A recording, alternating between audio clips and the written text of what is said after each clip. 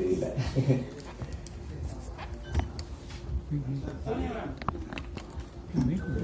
நல்லா டான்ஸ் ஆடுவீங்க, நல்லா ஆக்ட் பண்ணுவீங்க. இந்த பத்தி உங்க டான்ஸ் அவ்வளோ இந்த பாட்டுல டான்ஸ் அவ்வளோ வந்து ஏன் அது டைரக்டர் கிட்ட தான் கேட்கணும். என்கிட்ட அவங்க ஷார்ட்ஸ் கொடுத்தாதான் பண்ணுவேன். அவங்க கேட்டது whatever he asked me I did.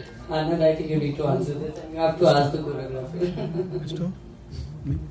இல்லை முடிஞ்ச வரைக்கும் எவ்வளோ நேச்சுரலாக இருக்கணும் அப்படின்றது மெயின்டைன் பண்ணுறது ஒன்று. ப்ளஸ் இது ரொம்ப நான் சொன்ன மாதிரி ரொம்ப ஸ்ட்ரெஸ் பண்ணி பண்ணுற விஷயமா வந்து எனக்கு தெரியல. இது வந்து ரொம்ப ஒரு பியூட்டிஃபுல்லாக ஒரு ப்ரீஸியாக குழந்தைங்களுக்கு பிடிக்கிற மாதிரி பண்ணது. ஸோ அதனால் ரொம்ப ஸ்வெட் போட்டு கெட் டு பர்ஃபெக்ஷன் அப்படின்னு இல்லாமல் அப்படி just making it comfortable 24 hours shoot பண்ணுவாங்க.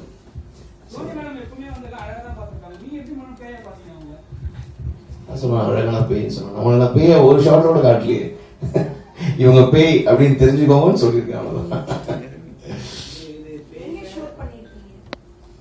ஏவிஎம் பக்கத்தில் ஒரு ஸ்டுடியோவில் பண்ணி. ஆ சார்.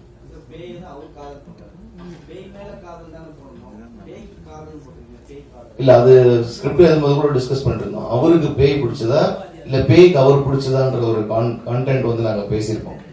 ஸோ இது எப்படி வேணா எடுத்துக்கலாம். பேய்த்தனமான காதல், பேயே காதல் பண்றது, இல்ல பேய் வந்து ஹியூமனை காதல் பண்றது, இந்த பல ஆங்கிள்ஸ்ல எப்படி வேணா எடுத்துக்கலாம். ஆமா விஜேஷ் அவரை யூஸ் பண்ணி இன்னும் கொஞ்சம் யூஸ் பண்ணிக்கலாமே. ஏற்கனவே ஒரு படம் வந்து டிராப்ல நிக்குது அவருக்கு. ஆமா இந்த படம் இதுலயே காமிச்சிங்க இன்னும் கொஞ்சம் எஸ்டாப்லிஷ் பண்ணிக்கலாம். ஏன்னா பாட்டு வந்து பெருசா இதுவா இல்ல, டக்குன்னு முடிஞ்சிடுது. முன்ன அவரு சொன்ன மாதிரி அவர் ஒரு சாங் போட்டு பெரிய அளவுக்கு ஹிட் ஆச்சுல, அந்த அளவுக்கு இது ஹிட் ஆகுமா நீங்க யோசிக்கலாம்? இல்ல கண்டிப்பா. இது டிஃபரெண்ட் அப்ரோச் தான். நீங்களே சொல்லிட்டீங்க சாங்கே 3 நிமிஷம் தான். 3 நிமிஷம் நிறைய பேர் ஸ்கிரீன் ஷேர் பண்றாங்கல்ல. ஸோ அதுக்கேற்ற மாதிரி எப்படியே லிரிக்ஸ்ல பாத்தீங்கன்னா அந்த பேய் தான் ரொம்ப இம்பார்ட்டன்ட். எங்களை பொறுத்த வரைக்கும் இந்த பாட்டுல வந்து சூப்பர் ஸ்டார் வந்து பேய் தான். ஏன்னா நான் காமிச்சிருக்க பேய் எல்லாமே வந்து வேர்ல்ட் லெவல்ல இருக்கிற பேய்கள்.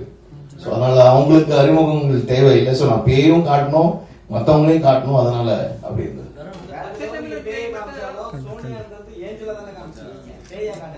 ஆமா பேய்க்கெல்லாம் அரசி அப்படின்னு ஒரு அழகான ஒரு அரசி. இது ஒரு கற்பனை பார்த்தேன்.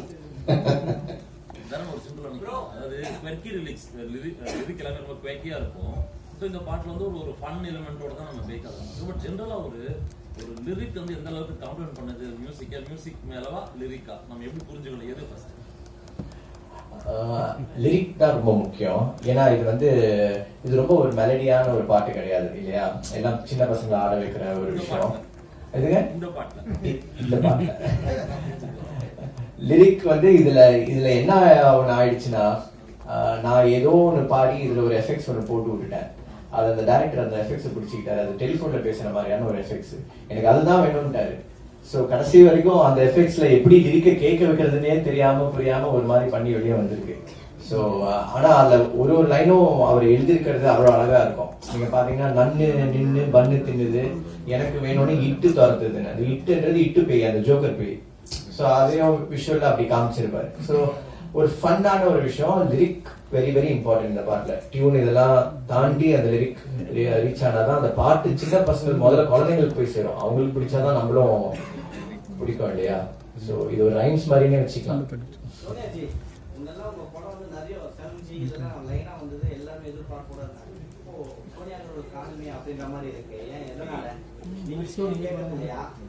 இல்ல போயிட்டு இருக்கு. ஐ திங்க் another movie இப்போ 7G ரெயின்போ காலனில பட் இன்னொரு 7G வருது. இப்போ அது ஷூட் பண்ணிருக்கோம். Last year I finished. அப்போ ஒரு தெலுங்கு மூவியும் ஃபினிஷ் பண்ணிருக்கேன். இப்போ ஒரு மலையாளமும் ரிலீஸ் ஆயிடுது, Behind, that should release in other that is only Malayalam. Mostly they will do in Tamil also, so it's called Behind. That should also come, I think, May end, not May end, but by June or July release plan பண்றாங்க. And then the 7G is coming, so I think I have a couple of lineups. Remake படத்துல ஒரு movie இப்போ அப்கமிங்ல நிறைய வந்துட்டு நல்ல வரவேற்பு பெறுது. உங்க படம் எல்லாமே நல்ல ஒரு வரவேற்பு பெறுது. எந்த படம் ரீமேக் பண்ணி வந்தா நல்லா இருக்கும் இப்போ போறதுக்கு? Re-release, I think 7G definitely. Re-release ku na Hyderabad ko na 7G Telugu ka. And I think Ratnam sir ko plan பண்றாங்க Tamil 7G re-release பண்றதுக்கு. So let's see. I think it will be nice. Even Kalkunde will be nice. those are the movies, everybody still remembers and they would love to watch it on screen again. So I think 7G and Calcutta definitely. Music director நீங்க எல்லா music டைரக்டரும் வந்து hero ஆயிட்டாங்க. நீங்களும் hero பயணத்தை தான் தேடி போறீங்க. இதுக்கப்புறம் நீங்க ஹீரோவா நடிப்பீங்களா மியூசிக்கா பண்ணுவீங்களா? நீங்க ப்ரொடியூஸ் பண்றீங்கன்னா நான் உடனே ஹீரோவா நடிக்கிறேன். பண்ண மாட்டேன்றாரு. இந்த மாதிரி குட்டியா ஒரு பாட்டு கொடுத்து முடிச்சிடுறாரு.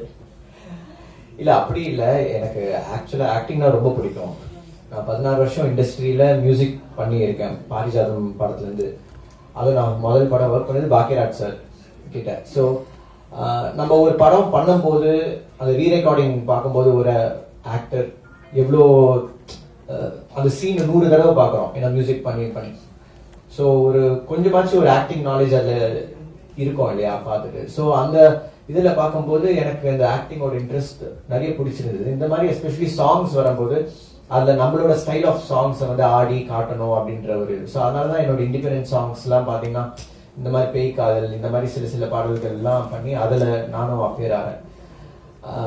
அதான் நீங்கள் சொன்ன மாதிரி நல்ல ஒரு ப்ரொடியூசர் வந்து படம் எடுத்தாங்கன்னா நல்ல ரோல். அது நான் வந்து பெரிய ஹீரோவெல்லாம் அப்படி நடிச்சு இது பண்ண முடியாது. எனக்கு ஏற்ற மாதிரியான ஏதாவது ஒரு ரோல் வந்ததுன்னா பண்ணலாம்.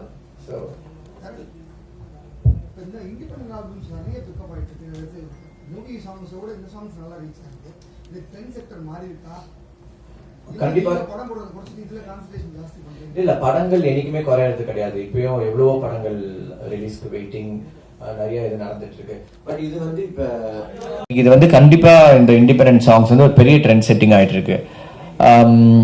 அதுவும் ஃபார் பாஸ்ட் 2-3 இயர்ஸ். ஏன்னா COVID-20 அந்த 20க்கு அப்புறமா 21 வரும்போது தான் என்ஜாய் என்ஜாமி, குட்டி பட்டாசு, அஸ்குமாரோ இந்த மாதிரி பாடல்கள்லாம் வரிசையா ஹிட் ஆக ஆரம்பிச்சது. அதுக்கு முன்னாடி வரைக்கும் நிறைய பேருங்க கஷ்டப்பட்டு, ஏன்னா நான் வரும்போது மியூசிக் டைரக்டர்ஸ் 2005-2006 ஒரு 10-15 மியூசிக் டைரக்டர்ஸ் தான் இருந்தாங்க. இன்னைக்கு நிறைய பேருங்க இருக்காங்க. அவங்களுக்கு எப்படி பாட்டை வெளியே காட்டணுன்ற ஒரு ஸ்பேஸே இல்லாம இருந்தது. இன்னைக்கு அந்த ஒரு பாடல்கள் மூலியமா இன்னைக்கு நீங்க நிறைய மியூசிக் டைரக்டர்ஸ் யங்ஸ்டர்ஸ் பாத்தீங்கன்னா இந்த இண்டிபெண்டன்ட் சாங் மூலியமா தான் அவங்க மியூசிக் டைரக்டர் ஆகி நிறைய பெரிய பெரிய படங்கள் பண்ணிட்டு இருக்காங்க. ஸோ அந்த ஆப்பர்ச்சுனிட்டி 10 வருஷம் முன்னாடி இல்லை. ஸோ இன்னைக்கு அது கண்டிப்பா ஒரு ட்ரெண்ட் செட்டிங். இந்த இண்டிபெண்டன்ட் சாங்லன்னு மட்டும் இல்லை, நம்ம ஊர்ல சினிமா தான் பெருசு இல்லையா. ஸோ இன்னைக்கு அவங்களால என்ன பாட்டு வேணா பண்ணி தனிமையா ஒருத்தன் வீட்டுல இருந்தே ஒரு பாட்டு பண்ணி அவன் வெளிப்படையா காமிச்சு அவன் டேலண்ட்டை வெளியே கொண்டு வந்து காட்ட முடியும். இன்னைக்கு அந்த ஒரு ஸ்பேஸ் இருக்கறனால கண்டிப்பா அது ஒரு ட்ரெண்ட் செட்டிங்கா மாறிடுச்சு. நீங்க ஃபிலிம் ஆல்பம்ஸும் பண்றீங்க as well as independent singers. Which do you find like எது உங்களுக்கு more freedom கொடுக்குது in terms of composing? Freedom கண்டிப்பா இண்டிபெண்டன்ட் சாங்ஸ். பிகாஸ் இது வந்து எங்களுக்கு என்ன வேணும்ன்றது நம்ம சூஸ் பண்ணிக்கலாம். இப்ப பேய் பாட்டுன்னு இவர் சொன்னாரு, அந்த பேய் பாட்டு எப்படி இருக்கணும், அதுக்கு எப்படி ஒரு ஹுக் ஸ்டெப் வேணும், அந்த என்ன மாதிரி லிரிக்ஸ் அதுல வேணும். இதை வந்து ஒரு ஸ்கிரிப்டா வந்து இப்ப அவருமே ஒரு டைரக்டர். இப்ப அவர் ஸ்கிரிப்ட்ல வந்து ஒரு பாட்டு இப்படிதான் இருக்குன்னு சொல்லும்போது அதுல போய் லிரிக்க மாத்துங்கன்னு நம்ம சொல்ல முடியாது. அது ஒரு மெலடி சாங்னா மெலடியா தான் இருக்கணும். இதுல வந்து நம்ம இப்ப பேய் பாட்டு ஒரு மெலடி பாட்டா கூட நான் பண்ணிருக்கலாம். But we chose it to be ஒரு குழந்தைங்களுக்கு பிடிச்சமா ஒரு டான்ஸ் நம்பரா இருக்கணும். இன்னைக்கு ரீல்ஸ் எல்லாம் ஹிட் ஆகுது, அதுல ஒரு ஸ்டெப் நல்லா இருக்கணும், அந்த ஸ்டெப் சிம்பிளா இருக்கணும்.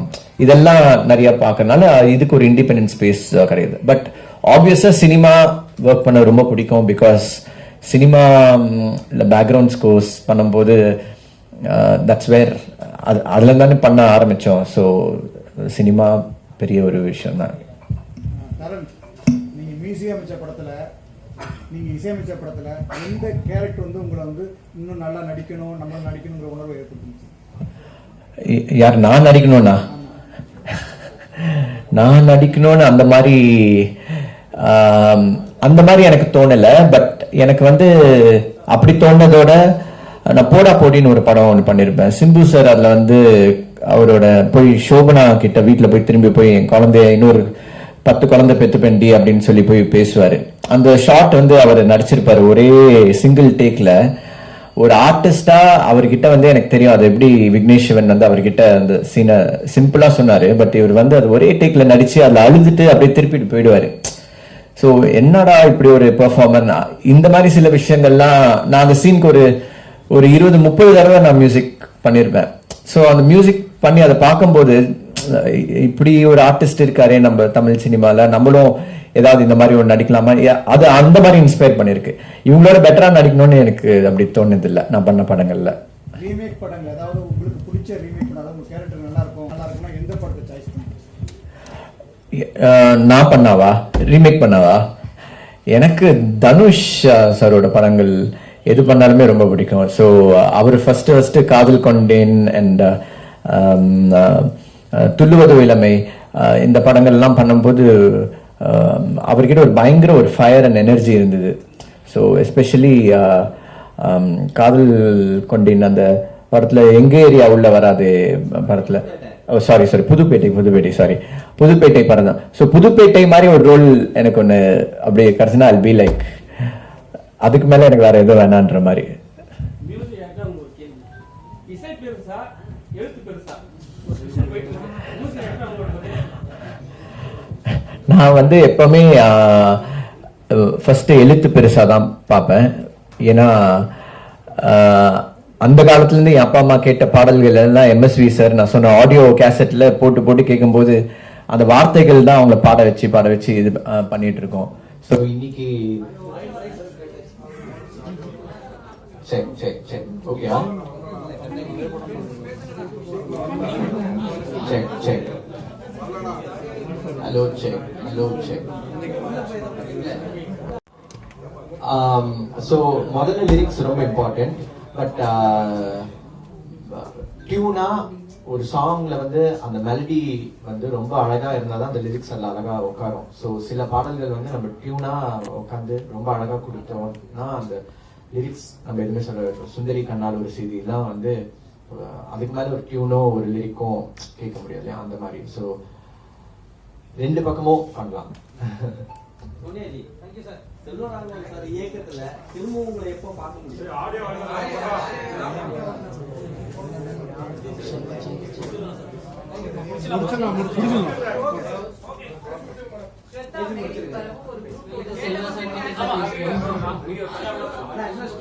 ஸ்டோரி வந்தா நீங்க பண்றதுக்கு ரெடியா?